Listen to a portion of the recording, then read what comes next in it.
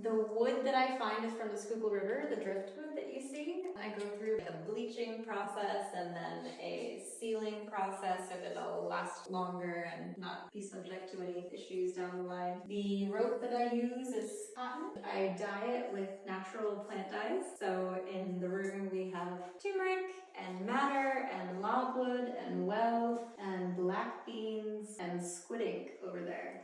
I try to, as an artist, honor and respect life in general as my mission and our connection to it, which is why I really enjoy plant dyes and cotton rope and the driftwood and all of that. And I love macrame for being so loose, for being so flowing. And I realized I'm also an aerialist and a dancer. And I make jewelry and I teach yoga, and I realized that so much about my aesthetic and everything that I do is that I love things that hang and things that dangle, whether it's people or metal. And I was like reflecting on that and wondering what it is that I'm attracted to about that. And I thought about the expression hang loose versus being uptight. and I thought about myself. I think that my life has been one of unwinding from tension and tightness and structure and discipline, and I just really gravitate towards things that for me evoke a sense of peace, and that's been much of my practice in yoga and meditation as well. And I think that fiber in general really evokes what is archetypally feminine in its softness and its fluidity and its ability to flow with us and our experience of it, that it's something tactile. Fiber art is on your clothes and it's your rug, and it's something that you really interact with, and it's very embodied and sensual. And I love the way that people come up and they want to brush it. It's like your daughter's hair that you need to comb out occasionally because it will sometimes gather up. That has been interesting learning for me about myself because, of course, I didn't get into it with this intention, but just experiencing my own art and reflecting on why I do what I do, I've come to this realization. And then you'll also probably notice that I really like triangles. And yeah, there's little triangles over there, triangles over here, triangles over here, out in the front. I just love triangles and trigonometry, and I love the way the triangles inscribe into circles. I love the way that their movement within a circle becomes a wave that tells us the nature of the most fundamental principles with reality. I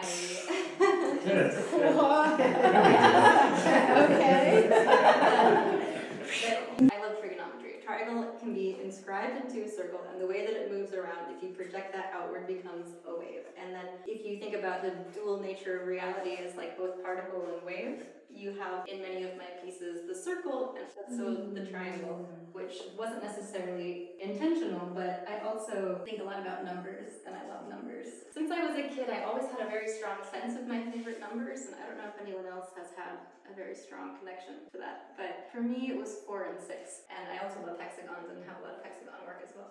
Another thing about triangles is the combination of being 1 plus 2. And when you look at Pythagoras, he was actually sort of a mystic. He's not even necessarily a real person. We're not really sure. He might have been a myth or sort of like a godlike figure. But he is the person who sort of gave us our original numerology. For him, 1 was like the monad, which is God and unity, the oneness of nature and connection in all things, that there is this universal oneness that we're a part of. And 2 is like the fall from divinity. It's like duality, the fall from grace.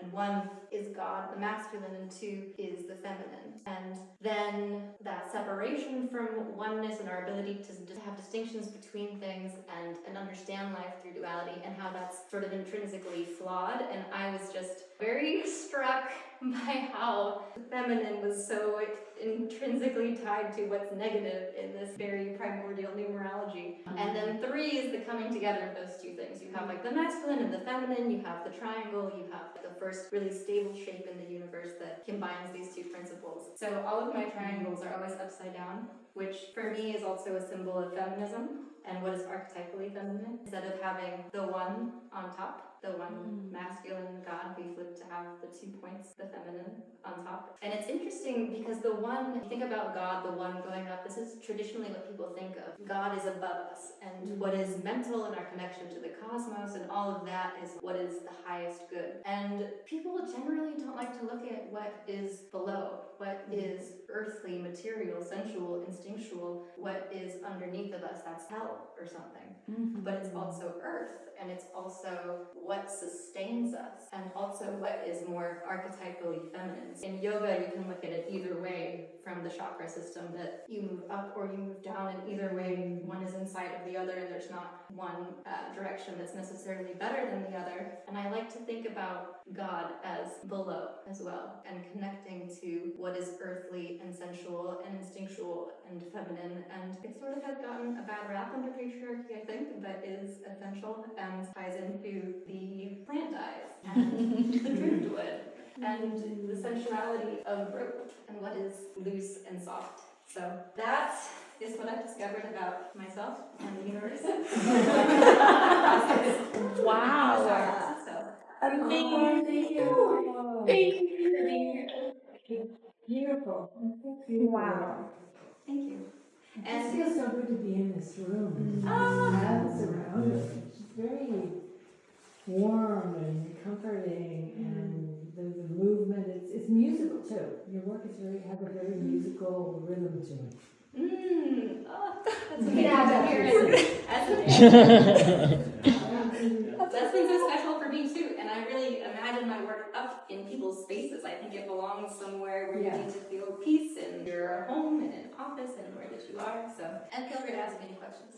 Your dyeing technique is so impressive because Oh, thank you. it's really hard to get that gradiated colors, using different plant material. And what did you say, the leadwood, what is that? Logwood.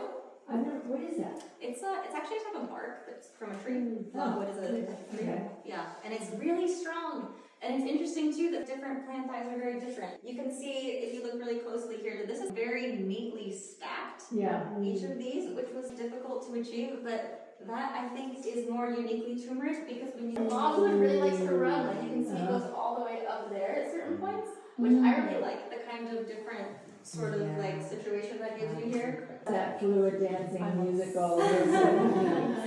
Yeah, so just some dyes have less freedom than others, I guess. Is that wood made like the yellowish shades or the more purpley shades? Purple. Wow. Yeah, it's really strong. Really strong. That's crazy. I used vibrant. like such a small amount, less than a quarter cup, to try to dye all of that, and it was still so intense. I had to water it down. Wow. How do you dip the one and then the other and then hang them and let them flow together, or how do you get the two colors? Yeah, so I've worked through several different processes. At first, I would have everything already tied on a stick in a long row, and then I would dunk the entire piece in and try to slowly bring it up to get the ombre. But that was a little bit too, if it were to run like this, it would make a funny line that I didn't like. So the technique that I use now is to gather it into a bunch, and so then when you have basically an enormous tassel that you're dunking in, then when you lay it out, it's not necessarily the one next to the other is influenced the same way it was when it's laid out in a line, if that makes sense. So you do one end and then you do a different, like we got two colors, so exactly. One end in one and one end in the other. Yeah, and this one I left the bottom white when I was doing the yellow part, so it was a fade from a dark yellow to very light to then white at the very end, and then I did the exact opposite with the purple. But for this one I wanted to try the whole thing was yellow, and I was wondering if that would be different because the yellow went all the way down to the bottom, but I think because the logwood is so strong, it didn't really make too much of a difference at the bottom, but you can still see a slight difference in the color because this was dyed on white and this was dyed with the well on it already. What is the pink color? This pink color? Madder root.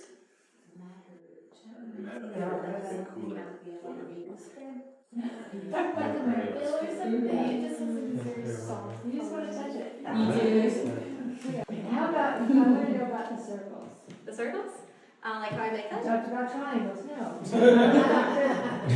For celebratory plie. Yeah, so that's like the monad. like the one. It feels like the woman. Oh, that too. Interesting. I also am completely obsessed with the sun. I'm also an astrologer, so I love having something solar. And this one I had two, and I call it Gemini. But yeah, symbolically for me, over here, that's a very abstracted mountainscape to me. We have the sun setting. It looks like what? Looks like the moon to me over there. Oh, cool! I love that. So I normally think of them like the sun, but also in that numerological perspective, like the one. And also I feel like the metal really grounds and balances all of the feminine qualities of the fiber with something very rigid and hard. And I'm literally just hammering so hard because that takes so much strength. My wrist was so bad. Is that what you're doing the other day? Well, thanks for being here with us. And thanks for great play for Alan Blaine. We're super excited to have you here. Oh, yes. Yeah. Congratulations.